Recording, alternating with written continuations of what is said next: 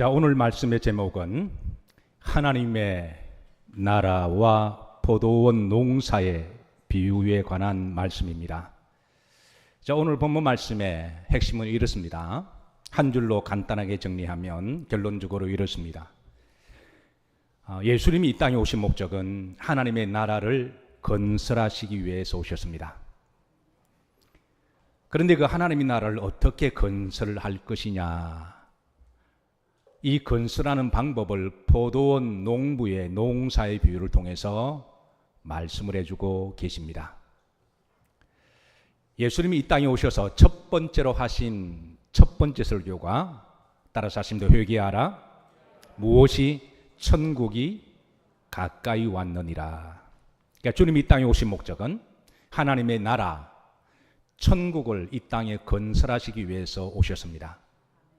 이를 위해서 주님은 복음을 전하셨고요, 또 많은 사람들을 사랑으로 덮어주시고 인도하셨습니다. 예수님께서 우리들에게 날마다 해야 될 기도를 가르쳐 주시는데요, 우리는 그 기도를 데일리 로드스 프레이어라고 말을 합니다. 날마다 해야 될 주기도문.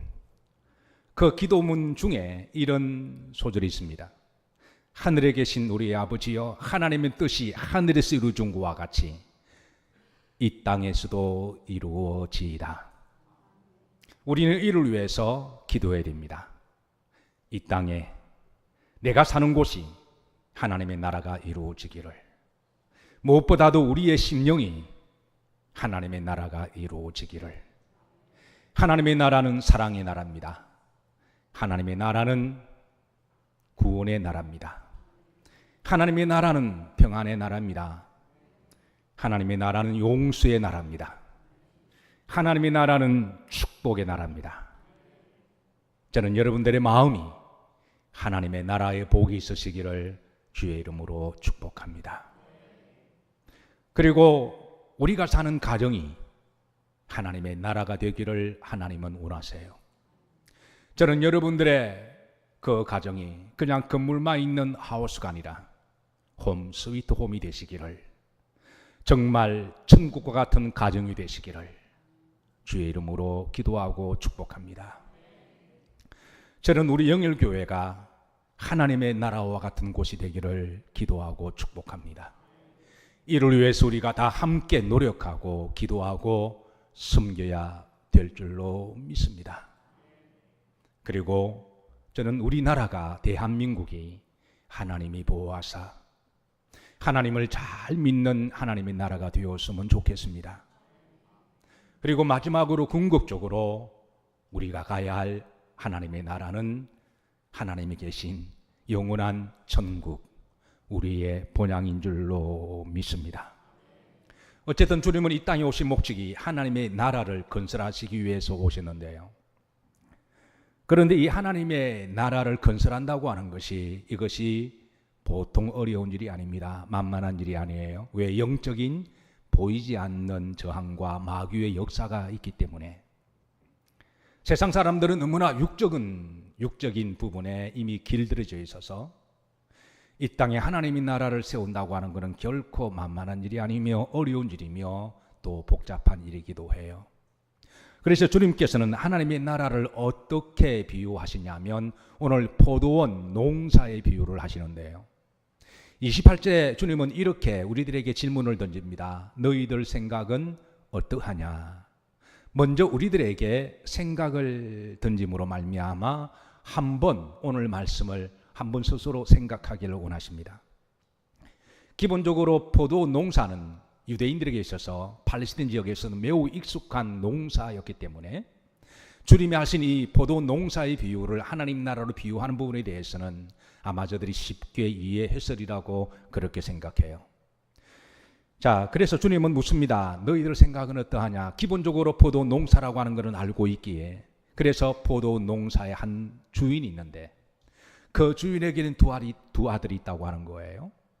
그래서 포도 농사하는 일은 워낙 힘들고 해야 될 일이 많이 있어서, 그래서 그 첫째 아들에게 먼저 그 농사일을 먼저 부탁합니다. 그런데 그 첫째 아들은 대답은 너무너무 시원스럽게 잘해요. 알겠습니다, 아버지. 제가 알아서 할게요. 걱정하지 마세요. 대답은 너무너무 시원스럽게 잘해서, 그래서 아버지가 그 대답만 들어도 가슴이 뿌듯하고, 그래서 걱정하지 말라 그랬으니 걱정도 안 했고, 알아서 한다 그랬으니 믿고 맡겨두었습니다. 그런데 어느 시간이 지나고 나서 그 농장에 가보니 전혀 일을 하지 않았습니다. 해야 될 일은 많은데, 그래서 답답한 마음에 둘째 아들에게 부탁을 해요. 둘째 아들에게 부탁했더니 가든 일단 표정부터가 불만입니다. 뭔가 이렇게 못마땅하면서 단번에 대놓고 말하기를 싫습니다, 하지 않겠습니다라고 대답을 합니다. 자, 자식을 키우는 부모 입장에서는 때로는 자식들이 어긋나고 대놓고 대항을 하게 되면요, 자식하고 싸우는 부모가 있을까요, 없을까요? 다 싸우셨나요? 아마 자식하고 싸우는 부모가 있다면 아마 철이 들던 부모가 아닐까. 대부분의 부모들은 자식들과 싸우지 않습니다. 져주는 거죠. 싸울 수가 없어서. 그런데 자존심은 상합니다. 그래서 그냥 놔두라 그럽니다. 그런데 해야 할 일은 산더미처럼 많고 마음에 늘 걱정과 염려가 있습니다. 그런데 어느 날 포도 농사 일에 가보니까 그 둘째 아들이 모든 일을 다 해놓았던 거예요. 전혀 기대치 않은 일인데 하지 않겠다고 뻗통기던 아들이 나중에 돌아서서 회개하고, 철이 들어서 그런지는 몰라도 일을 다 해두었습니다. 자, 이런 스토리 라인을 주님께서 말씀하시고 묻습니다. 너희들 생각은 어떠하냐? 이 두 아들 중에 오늘 31절에 보면 중요한 본질의 핵심이 있습니다. 이 두 아들 중에 누가, 따라서 하십니다, 하나님의 뜻을 행했느냐? 여기에 첫째 아들, 둘째 아들 계급적 순위가 중요한 게 아니라 누가 하나님의 뜻을 행했느냐가 사실 오늘 본문의 질문입니다. 자, 여러분들의 생각은 어떤 대답이신가요? 하나님의 뜻은 하겠다고 대답은 기가 막히게 잘했는데 하지 않았던 첫째 아들일까요? 아니면 대답은 처음에 시큰둥했고 처음에는 좀 어긋났지만 나중에 회개하고 깨닫고 일을 잘했던 둘째 아들이 하나님의 뜻을 이루었을까요? 아마 대답하지 않아도 여러분도 다 답을 알고 있으리라고 생각합니다. 결론적으로 말씀을 드리면, 사랑하는 성도 여러분, 첫째 아들이든 둘째 아들이든 이게 중요한 게 아니라 하나님의 뜻을 행하는 여러분과 저가 되시기를 주의 이름으로 축복합니다. 사실 포도 농사는 쉽지 않습니다. 이 땅에 하나님 나라를 건설한다고 하는 것은 이게 보통 어려운 일이 아니에요. 기본적으로 유대인들은 포도 농사는 이제 땅을 파면, 제가 약간만 과장을 좀 하면요, 반은 흙이고 반은 돌입니다.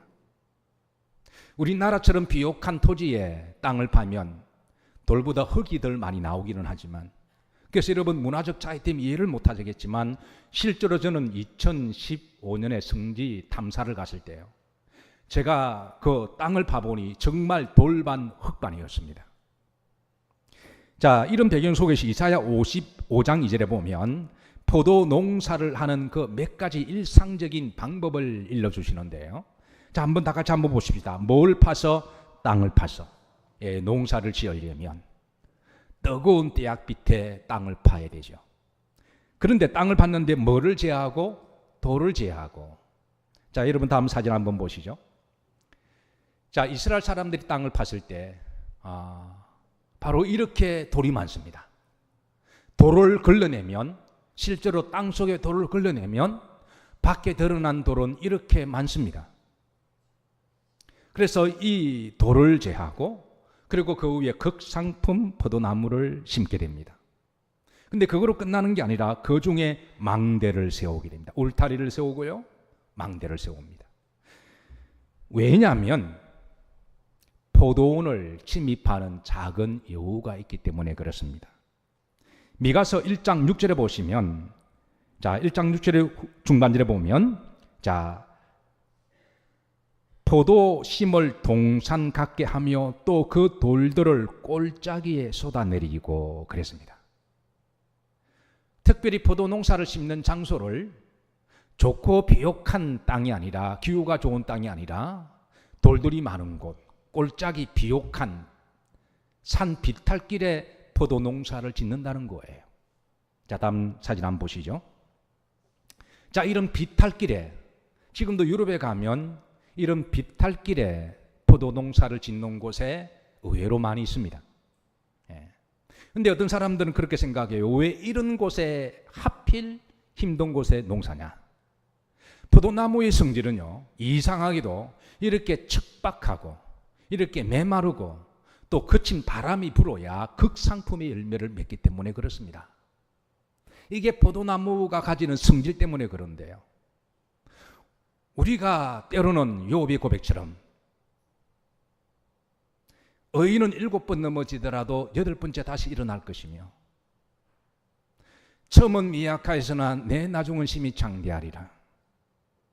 하나님은 때로는 우리들을 좀 더 성장하고 성숙하고 극상품의 성도와 열매를 맺기 위해서 때로는 돌짝 가운데서도, 고난 가운데서도, 힘든 가운데서도 우리를 기르신다고 하는 거예요. 사랑하는 성도 여러분, 때로는 우리가 사는 환경이 척박하고 거센 바람이 불더라도 믿음으로 잘 이겨내셔서 결국은 주님이 기쁨이 되시는 극상품 열매를 맺으시기를 주의 이름으로 축복합니다. 아가서 2장 15절에 보시면 이렇게 고백합니다. 우리를 위하여 여우 곧 포도원을 허는 작은 여우를 잡으라. 흥미로운 것은 후렴지를 보시면 우리의 포도원에 꽃이 피었습니다. 이 포도나무가 자라기 시작하고 싹이 맺고 꽃이 피고 열매를 맺기 시작할 즈음이 되면 기가 막히게 여우가 그 포도원에 들어와서 헤쳐놓고 포도 열매를 따먹습니다.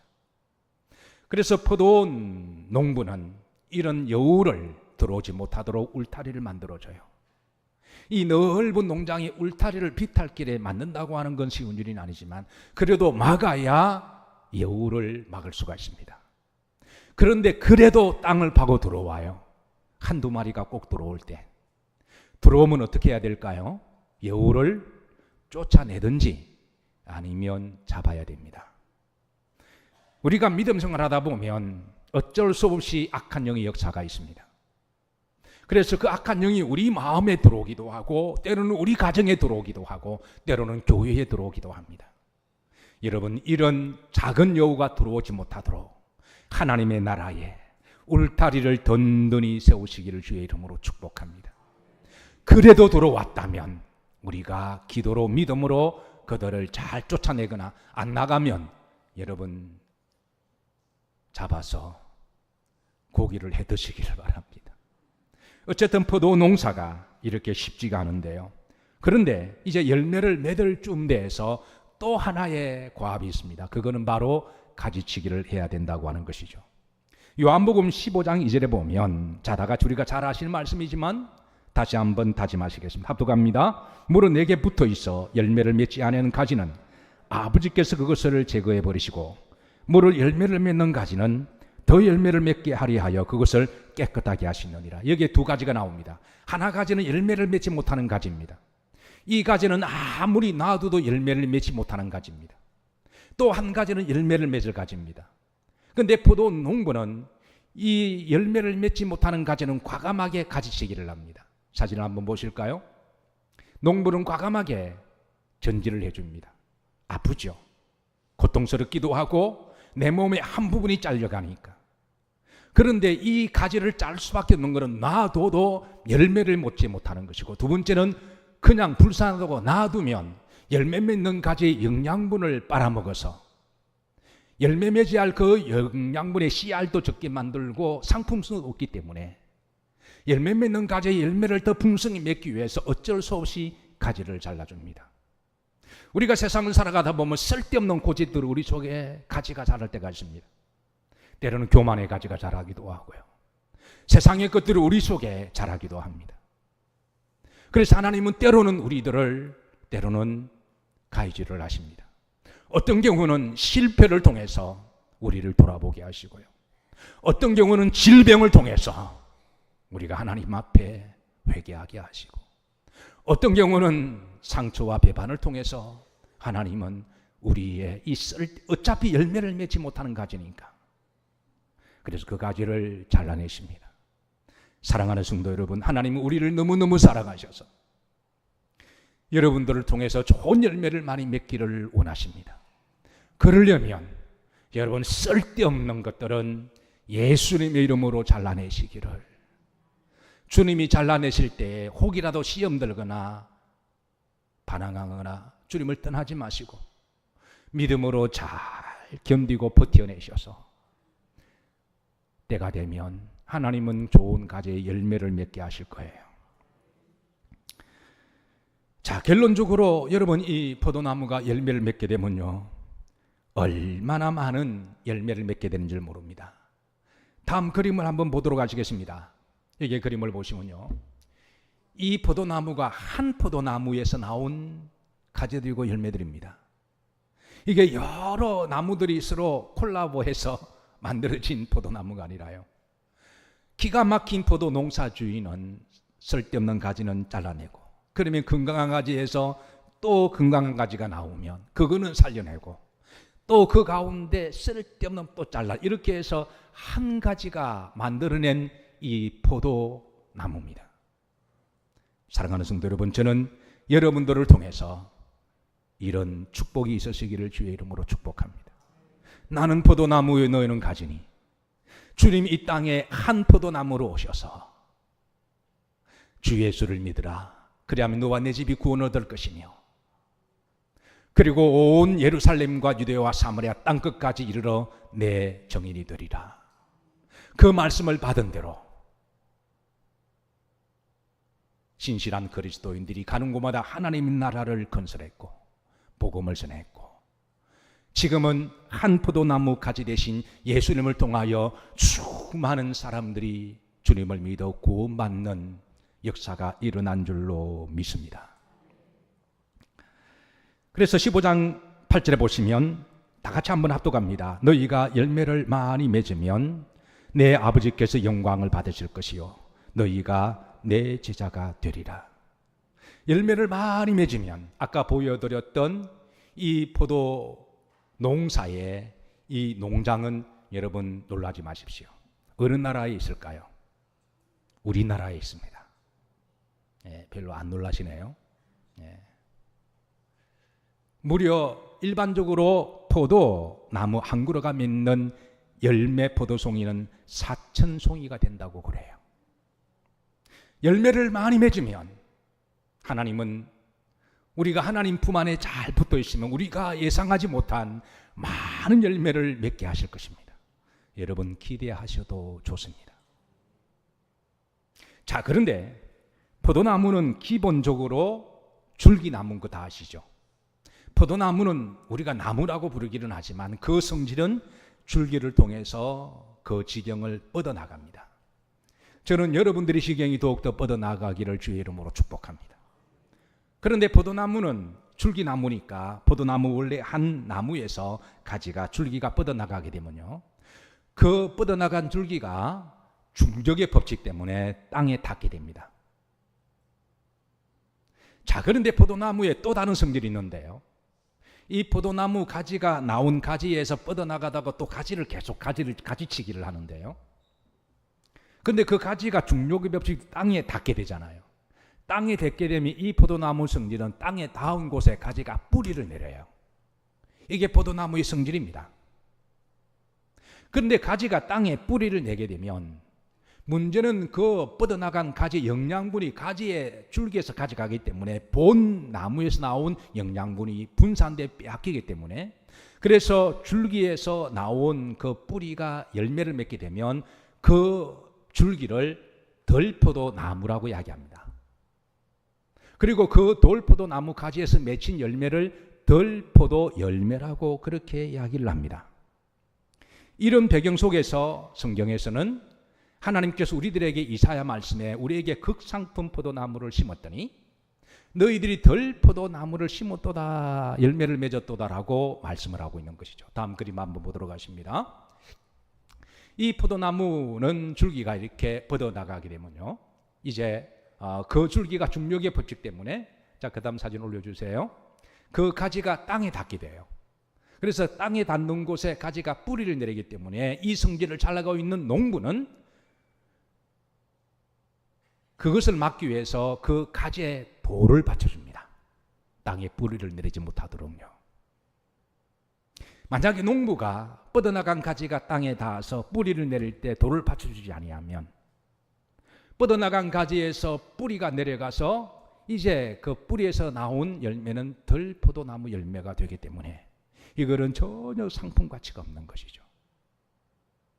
우리가 세상을 살아가다 보면 여러분, 우리가 세상에 자꾸 뿌리를 내리고자 하는 속성이 있습니다. 우리는 태어날 때부터 원죄 기질을 가지고 태어났기 때문에 선보다 악한 것, 불신앙적인 것에 대해서 우리가 혹하는 게 있고, 믿음과 말씀보다도 세상적인 말에 귀를 기울이다 보면 하나님의 뜻보다도 세상의 성공 쪽으로 귀를 자꾸 기울이다 보면 우리 자신도 알지 못하게 세상의 뿌리를 자꾸 내리는, 그렇게 뿌리를 내고 세상의 뿌리를 내고 살아가다 보면 결국은 맺는 열매가 들포도나무 열매를 맺게 되는 것이죠. 사랑하는 성도 여러분, 세상에 뿌리를 내리지 마시고 오직 예수님께 뿌리를 내리시기를 주의 이름으로 축복합니다. 그래야 그 열매가 진짜 열매고요, 들포도나무 열매는 이거는 누가 사가는 사람도 없고 맛도 없고 질도 좋지 않습니다. 세상에 산 때 아무리 내가 성공신화가 있다고 하더라도요, 세상 지나고 나면 누가 알아주는 사람도 없고요, 오히려 그것이 우리의 아픔이 되고 또 다른 적이 되기도 하죠. 우리가 하늘나라에 가져가야 될 열매는 오직 예수님 안에 맺는 하나님의 열매, 믿음의 열매, 성령의 열매인 줄로 믿으시기를 주의 이름으로 축복합니다. 자, 그래서 오늘 이 포도나무 농사를 통해서 하나님의 나라가 이렇게 건설되어야 함을, 그런데 그 일은 결코 만만치 않습니다. 이 땅에 하나님의 나라를 건설하고 세우고 복음을 전하는 일, 영적인 저항이 있어서 이게 만만치 않아서, 그래서 오늘 29절에 보면 이제 다시 본문에 들어가면 그 아버지가 아들에게, 첫째 아들에게 부탁합니다. 그러자 아들이 말하기를 속 시원하게 대답합니다. 아버지, 뭐 하겠나이다? 가겠나이다. 대답은 잘했습니다. 자, 그런데 나중에 보니까 가지 않았어요.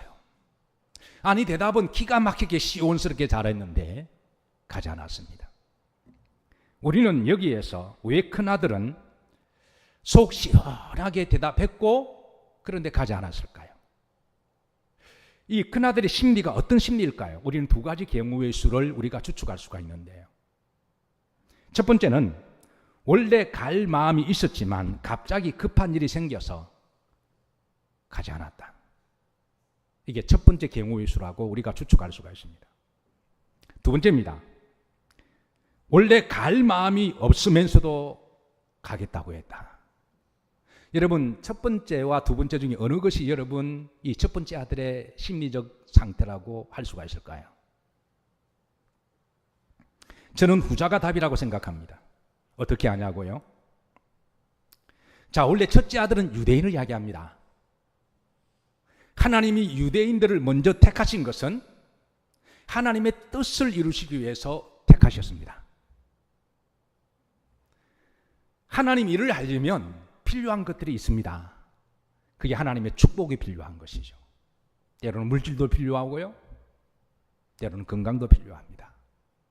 하나님이 유대인들에게 지혜도 주셨고 물질도 주셨고 축복을 주셨습니다. 문제는 목적이 축복이 목적이 아니라 하나님의 뜻을 행하는 게 목적인 거죠. 아멘인가요? 그런데 첫째 아들은 하나님의 축복에만 관심이 있고 하나님의 뜻에 하나님 일은 관심이 없었습니다. 그러자 하나님은 매 시대마다 주의 종도를 계속 보내십니다.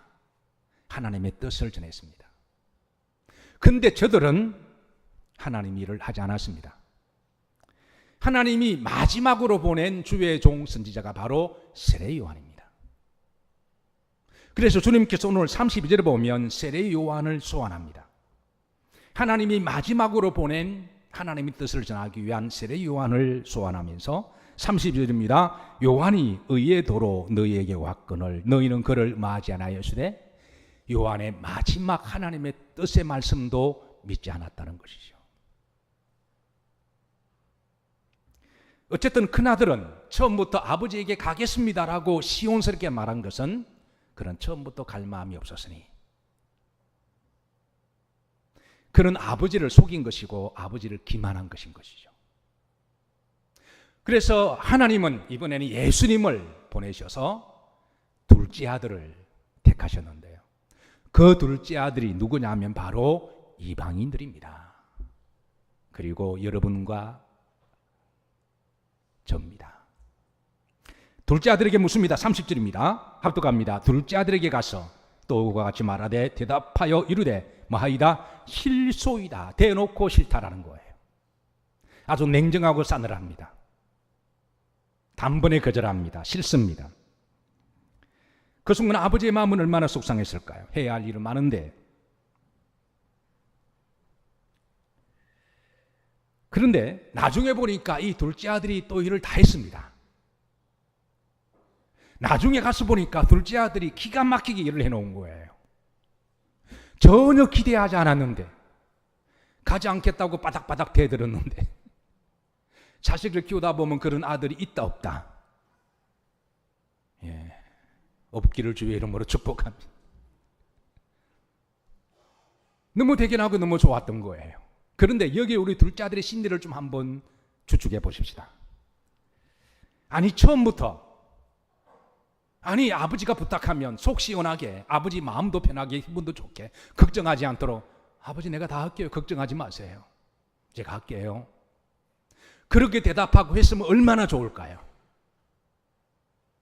잔뜩 걱정하고 있는 아버지에게 대놓고 싫다라고 대답을 하고 나중에 일을 다 했습니다. 이 둘째 아들의 심리는 어떨까? 여기도 두 가지 경우의 수를 우리가 한번 추측해 볼 수가 있습니다. 첫 번째, 처음에는 정말 하기 싫고 귀찮아해서 안 하려고 마음먹었다. 이게 첫 번째 경우의 수입니다. 두 번째 경우의 수는 처음에 안 하려고 그랬는데 시간이 지나고 보니까 자신이 한 행동과 이런 것이 후회가 되어서 뒤늦게 후회하고 회개하고 가서 일을 한 경우입니다. 여러분 이 두 가지 경우의 수 가운데 첫 번째일까요? 두 번째일까요? 자, 그 대답은 바로 오늘 본문에 있습니다. 30절 후름절에 보시면 자 대답이 있습니다. 대답하여 이르되 뭐하도이다? 실소이다 하였다가 그 후에 뭐하고 뉘우쳤다라는 거예요. 처음에는 싫습니다. 그런데 나중에 곰곰이 생각해 보니까 뭔가 회개하고 뉘우쳤다라는 거예요. 이 둘째 아들이 뉘우쳤던 그 시점은 사람마다 다 다릅니다. 원래는 이방인들이었으니까 이방인들은 근본적으로 하나님의 뜻을 알지 못합니다. 하나님 자체를 부인하는 경우인데요. 그래서 우상 숭배도 하고 다른 종교를 믿기도 하잖아요. 그러니까 이방인들은 근본적으로 하나님 뜻을 모릅니다. 그러니까 하나님이 어떤 일을 맡기면 여러분 교회 처음 온 사람한테 제가 주의 일을 맡기면 그 사람이 복음도 알지 못하는데 할까요 안 할까요? 아마 대놓고 실소이다라고 말할 거예요. 그런데 신앙생활 어느 정도 와보니까 하나님이 어떤 분인지를 알았어요. 그 하나님은 천지를 창조하신 분이며 그 하나님은 내가 무시하고 함부로 할 수 있는 하나님이 아니시라는 것이죠. 나중에 처리된 거죠. 자식이 어릴 때는 부모를 함부로 대합니다. 부모가 늘 사랑 그러니까 철없을 때는 부모를 함부로 대하죠. 그런데 본인이 나중에 부모가 되고 자식을 놓고 키워보면 지와 똑같은 애 키우면요 하나님이 정말 놀라우신 하나님이세요. 똑같은 자식 키우게 하십니다. 웃는 분들은 다 공감대가 있으신 것이죠. 그럴 때야 비로소 처리되는 것이죠. 그런데 때는 늦으리 그럴 때는 대부분 부모님들이 살아계시지 않습니다. 아마 둘째 아들이 후회한 것은 아마 고난 때문일 수도 있어요. 인생을 만만히 봤는데 하나님 없어도 잘 살 수 있을 것 같았는데, 그래서 지 뜻대로 마음대로 살았는데, 지 뜻대로 살아보니 되는 것도 없고 이룬 것도 없고, 지나고 보니까 가지, 썩은 가지밖에 없고, 맺는 열매라고 하는 게 다 썩고 팔지도 못하는, 나름대로 열심히 살았는데 열매를 맺지 못하는 인생임을 나중에 인생에 처리던 것이죠. 내게 고난당하는 것이 유익이라 내가 이를 통하여 주의 율례를 배우게 되었나이다. 아마 그것 때문에 이 둘째 아들이 처리들은지도 모르겠습니다. 어쨌든 사람마다 다 달라요. 중요한 건 둘째 아들이 나중에 회개하고 뉘우쳐서 하나님의 뜻이 얼마나 귀하고 복된 걸 알게 됩니다. 그리고 가서 비록 늦가기로 내가 하나님의 뜻을 알았지만 가서 열심으로 손에 피가 나도록 그 포도원 농사일을 합니다. 그리고 나서 이제 나중에 아버지가 봤을 때에 둘째 아들이 하나님의 뜻을 행하였다라고 칭찬하고 축복하시는 것이죠. 오늘 본문의 비유풀은 이렇습니다. 포도원 농사의 비유는 하나님의 나라가 어떻게 이 땅에 건설을 되어지고 세워지는가. 두 번째는 포도원 농부는 하나님 아버지를 비유하시는 것이죠. 세 번째는 첫째 아들은 장자 첫 번째 유대인들을 이야기합니다.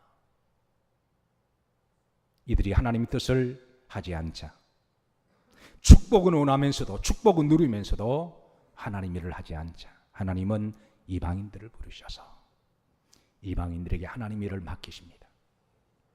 그리고 복음이 전파된 곳마다 우리가 하나님 일을 하려면 기본적으로 덤의 복을 받아야 돼요.